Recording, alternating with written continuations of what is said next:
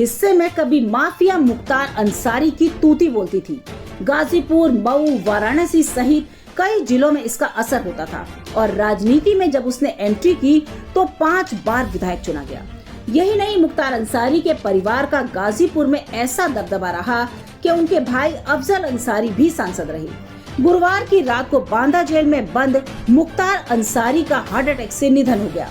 इसके साथ ही दशकों तक माफिया राज चलाने वाले मुख्तार अंसारी भी अतीत बनकर रह गए।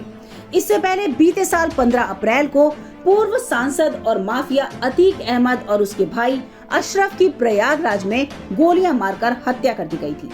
यह हत्या सरेआम मीडिया के कैमरों के सामने हुई थी और दर्जनों पुलिस वालों की सुरक्षा में तब हुई जब दोनों माफिया भाइयों को मेडिकल के लिए लाया गया था।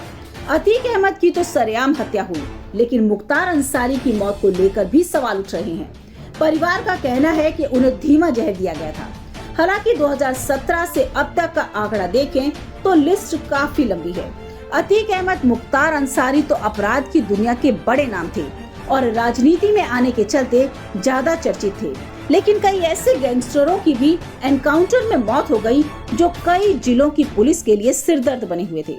मुख्तार अंसारी की मौत के साथ ही गाजीपुर समेत कई जिलों में प्रभाव रखने वाले माफिया का अंत हो गया। भाजपा विधायक कृष्णानंद राय पर 500 गोलियां मारकर कत्ल कर दिया गया था। इस कांड में मुख्तार अंसारी का नाम सामने आया और इस मामले में उन्हें दोषी भी ठहराया गया। ऐसे जघन्य अपराधों के मुख्तार पर कई दर्जन मामले दर्ज थे। अतीक अहमद, इलाहाबाद से सांसद रहे अतीक अहमद का कद एक दौर में राजनीति में आने के चलते इतना बढ़ गया था कि प्रयागराज से लेकर कानपुर तक इसका असर था। विधायक राजूपाल की हत्या के बाद अतीक अहमद के सितारे गर्दिश में आ गए। फिर बीते साल ही जब राजूपाल हत्याकांड के गवाह रहे उमेश पाल का मर्डर हुआ तो चर्चा फिर से तेज हो गई। अंत में 15 अप्रैल 2023 को अतीक अहमद को पुलिस सुरक्षा में ही 3 बदमाशों ने हत्या कर दी। मुन्ना बजरंगी की भी बागपत की जेल में जुलाई 2018 में हत्या हो गई थी। उसकी हत्या में गैंगस्टर सुनील राठी का नाम सामने आया था।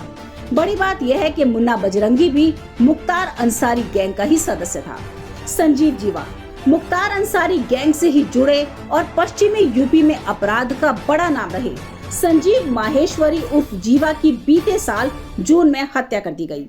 उसकी यह हत्या कोई सुनसान इलाके में नहीं बल्कि भरी अदालत में हुई। उसे लखनऊ सिविल कोर्ट में पेशी के लिए लाया गया था और इसी दौरान उस पर हमला हुआ।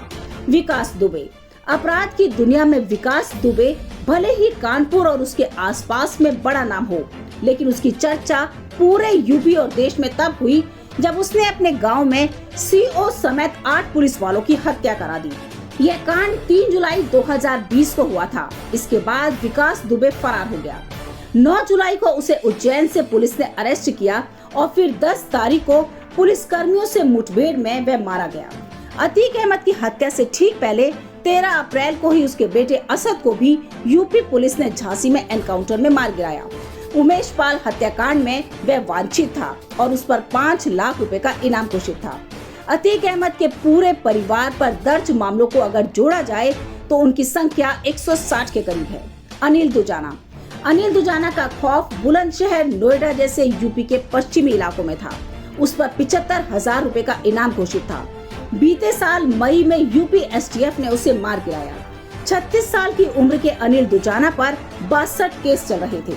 उस पर रासुका और गैंगस्टर एक्ट भी लगा हुआ था। उदय भान यादव उर्फ गौरी यादव का नाम भले ही ज्यादा चर्चित नहीं था, लेकिन यूपी और एमपी के बुंदेलखंड इलाके में उसका खौफ काफी था।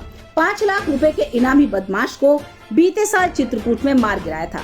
चित्रकूट, मानिकपुर, सतना जैसे इलाकों में वह एक्टिव था। यही नहीं, एक दौर में कुख्यात डकैत रहे ददुआ के साथ भी वह काम कर चुका था। तमाम बड़ी खबरों के लिए बने रहिए किन्नी टाइम्स के साथ। वीडियो को लाइक करें, चैनल को सब्सक्राइब करना ना भूलें।